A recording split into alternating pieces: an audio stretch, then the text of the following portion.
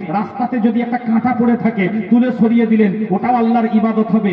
একটা পিপাসার্ত মানুষকে যদি আপনি পানি পান করান, একটা পিপাসার্ত মানুষকে যদি আপনি শরবত পান করান, একটা ক্ষুধার্ত মানুষকে যদি আপনি খাদ্য গ্রহণ করান, ওটাও আল্লাহর ইবাদতে গণ্য হবে। জোরে বলি সুবহানাল্লাহ। তো বিরাদার, মুমিন হিসাবে মুমিনের কর্তব্য একজন মুমিন আরেকজন মুমিনকে সহযোগিতা করবে, একজন ইমানদার আরেকজন ইমানদারকে সহযোগিতা করবে, একজন ইমানদার আরেকজন ইমানদারকে কোঅপারেট করবে। এটাই হলো আদর্শ। আমার নবী রাহমাতাল লিল আলামিন, দু আলমের বাদশা, শাফিউল মুজনাবিন, আমার নবী রাহমাতাল লিল আলামিন শুধু ইমানদারের জন্য নয়, আমার নবী ইহুদিদের আন্তরিকভাবে উপকার করেছেন। জোরে বলে সুবহানাল্লাহ।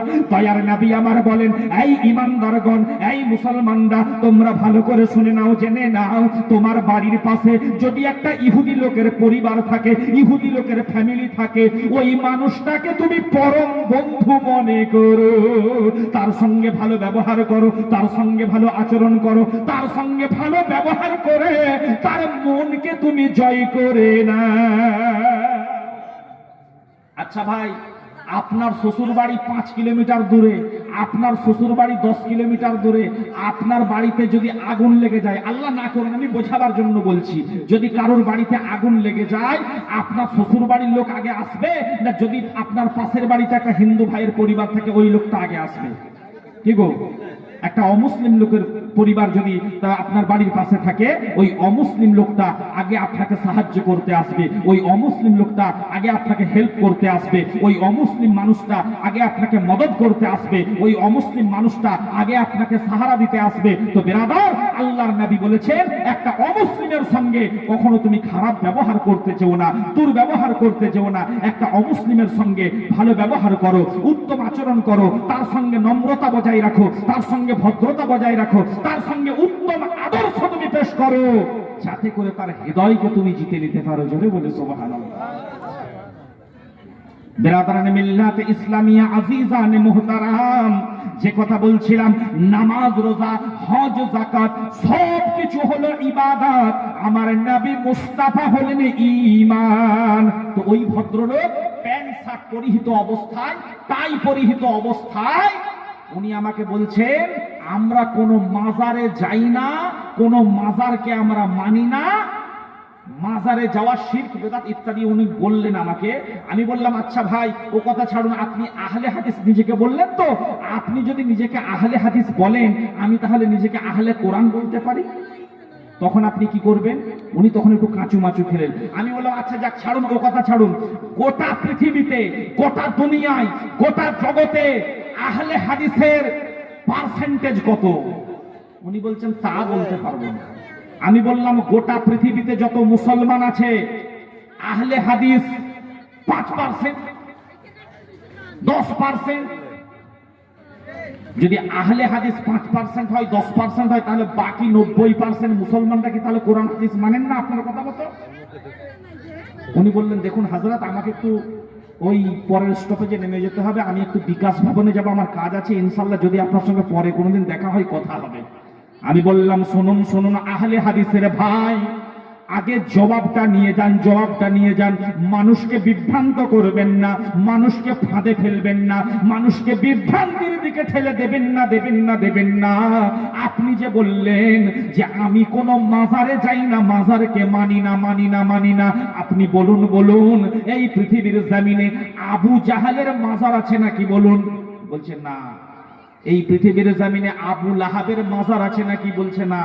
এই পৃথিবীর জমিনে উতবা সাইবার মাজার আছে নাকি? বলছে না। এই পৃথিবীর জমিনে নমরুদের মাজার আছে নাকি? বলছে না। এই পৃথিবীর জমিনে ফেরাউনের মাজার আছে নাকি? বলছে না। এই পৃথিবীর জমিনে কারুন হামানের মাজার আছে নাকি? বলছে না। এই আহলে হাদিসের ভাই, শুনে রাখুন, জেনে রাখুন, এই দুনিয়ার জমিনে, এই পৃথিবীর জমিনে এই ভারতের জমিনে হিন্দাল ওয়ালি হুজুর গরিব নামাজের মাজার রয়েছে। এই ভারতের জমিনে হযরতে নিজামুদ্দিন আউলিয়ার মাজার রয়েছে। এই ভারতের জমিনে হযরতে কুতুবউদ্দিন বখতিয়ার কাকির মাজার রয়েছে। এই পৃথিবীর জমিনে ইমামে আজমের মাজার রয়েছে। এই পৃথিবীর জমিনে গৌসে আজমের মাজার রয়েছে। এই পৃথিবীর জমিনে মাওলা আলীর মাজার রয়েছে। এই পৃথিবীর জমিনে ইমামে হাসান হুসাইনের মাজার রয়েছে।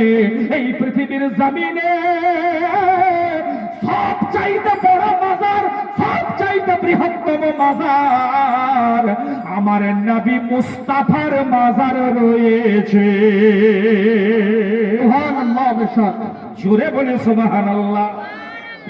আপনি যে বললেন আমি মাজার যাই না, মাজারে মানি না, মাজারকে মানি না, তার মানে আপনি যে নবী পাকের বিরুদ্ধের মানুষ এটা আপনি নিজেই প্রমাণ করলেন।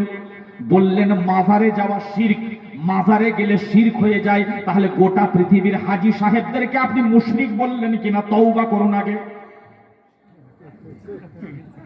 কি হাজী সাহেব যে পকেট মারি করে তাকে পকেট মার বলা হয় কিনা ভাই? যে চুরি করে তাকে চোর বলা হয়, যে ডাকাতি করে তাকে ডাকাত বলা হয়, যে সমাজের সেবা করে তাকে সমাজসেবী বলা হয় বা সমাজ সেবক বলা হয়, যে নামাজ পড়ে তাকে মুসল্লি বলা হয়, হ্যাঁ না? ঠিক না ভুল?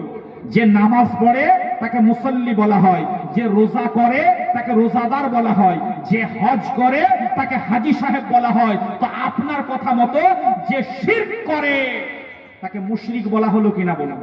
তাহলে আপনি গোটা পৃথিবীর হাজী সাহেবদেরকে মুশরিক বললেন কিনা?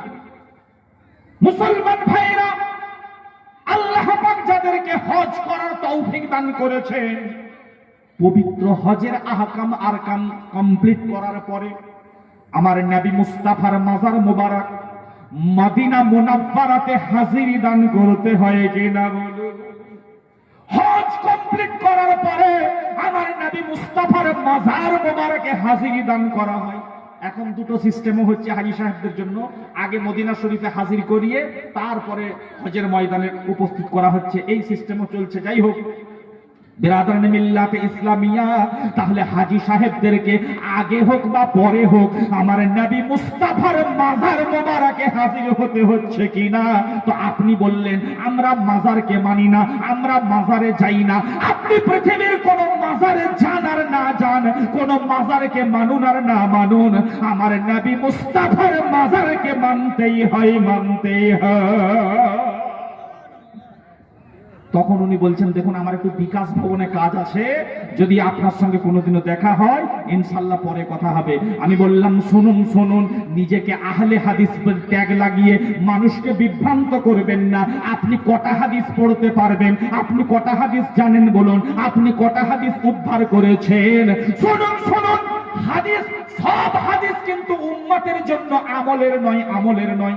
তো বক্তব্য চলতে চলতে একজন ভাই ছোট বাচ্চাকে নিয়ে 500 টাকা হাতে দিয়ে পাঠালে, মাশাআল্লাহ। দোয়া করিও গো খোদা আরিয়ানের তরে, আরে রহমত বরকত আতা করো আরিয়ানের উপরে। আল্লাহ আল্লাহ আল্লাহ হো লা ইলাহা ইল্লাহু। আপনারা যদি মনে করেন যেমন পারবেন ভাই, আপনাকে 2 লাখ টাকা বলবো না, 1 লাখ টাকা বলবো না, 50,000 টাকা বলবো না, কিছু কিছু সহযোগিতার হাত বাড়িয়ে দেবেন ইনশাআল্লাহ। আমি 2-1টা করে ছন্দ পেশ করব, পরবর্তী বক্তাকেও দেবেন ইনশাআল্লাহ। হযরতে মুহতারাম, দেওয়াটাও ইবাদতে গণ্য হবে। আপনার টাকাটা নাচা গানায় ব্যয় হবে না, আপনার টাকাটা পুতুল নাচে ব্যয় হবে না, আপনার টাকাটা যাত্রা থিয়েটারে ব্যয় হবে না, আপনার টাকাটা কোনো ঢোল বাজনায় ব্যয় হবে না। আপনার পবিত্র দান, পবিত্র টাকাটা এই পবিত্র কাজেই ব্যয় হবে ইনশাআল্লাহ। মসজিদের জন্য ব্যয় হবে, সম্ভবত মসজিদের উন্নতি কল্পও লেখা আছে, তাই তো ভাই? আমি মালদা ডিস্ট্রিক্টে ওয়াজ করতে গিয়ে বলছিলাম যে মসজিদের উন্নতি কল্পে জালসা হয়, মাদ্রাসার উন্নতি কল্পে জালসা হয়, গোরস্থানের উন্নতি কল্পে জালসা হয়, খানকার উন্নতি কল্পে জালসা হয়, বিভিন্ন আপনার উন্নতি কল্পে জালসা হয়।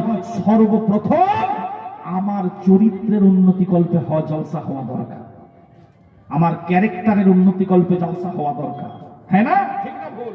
আমার ক্যারেক্টার যাতে সুন্দর হয়, আমার আচরণ যাতে সুন্দর হয়, আমার শৃঙ্খলা যাতে সুন্দর হয়, আমার নৈতিকতা যাতে সুন্দর হয়, আমার ভদ্রতা যাতে সুন্দর হয়, এই উদ্দেশ্যে জালসা হলে ইনশাআল্লাহ মসজিদের উন্নতি হবে, মাদ্রাসার উন্নতি হবে, গোরস্থানের উন্নতি হবে, সমাজের উন্নতি হবে, দেশের উন্নতি হবে, গ্রামের উন্নতি হবে, বস্তির উন্নতি হবে, হ্যাঁ, দুনিয়ার উন্নতি হবে, আখিরাতেরও উন্নতি হবে। ব্রাদার, যদি সম্ভব হয় যেমন পারবেন 500 টাকা, 1000 টাকা, 2000 টাকা